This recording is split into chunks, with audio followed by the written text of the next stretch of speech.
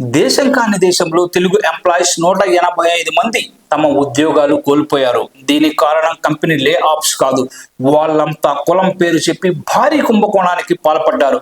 ప్రపంచంలోనే అతిపెద్ద tech company యాపిల్లో సీనియర్ మేనేజర్ క్యాడర్ నుంచి ఎంట్రీ లెవెల్ ఎగ్జిక్యూటివ్ల వరకు అందరూ ఇందులో ఇన్వాల్వ్ అయ్యారని వార్తలు వస్తున్నాయి. అమెరికాలో కంపెనీల ట్యాక్స్ లెక్కలు చూసే ఇంటర్నల్ రెవెన్యూ సర్వీస్ IRS వీళ్ళ గుట్టునైతే బయలు చేసింది. యుఎస్ బే ఏరియాలో యాపిల్ ఆఫీసులో 185 మంది ఉద్యోగులు క్యాస్ట్ పేరు చెప్పి $100 విరాళాలుగా సేకరించారని IRS చెబుతోంది. అమెరికాలో ఉన్న తెలుగు వారంతా తానా, నాటా, ATA, APTA, నాట్స్, NIRVA వంటి సంఘాలుగా ఏర్పడ్డారు. అమెరికాలో కాపులు, కమ్మలు, రెడ్లు కుల సంఘాలుగా ఏర్పడి ఈ ఆర్గనైజేషన్స్ ను నడిపిస్తాయి. ప్రతి ఏటా ఈ సంఘాలు సమావేశాలు, సభలు నిర్వహిస్తాయి.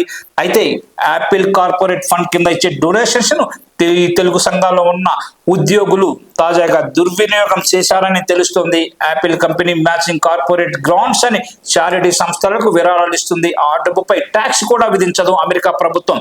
ఈ డబ్బును అందులో పనిచేసే తెలుగు వాళ్ళు విరాళాల పేరు చెప్పి సేకరించి సొంత ప్రయోజనాలకు వాడుకున్నారని IRS నివేదిక ఇచ్చింది.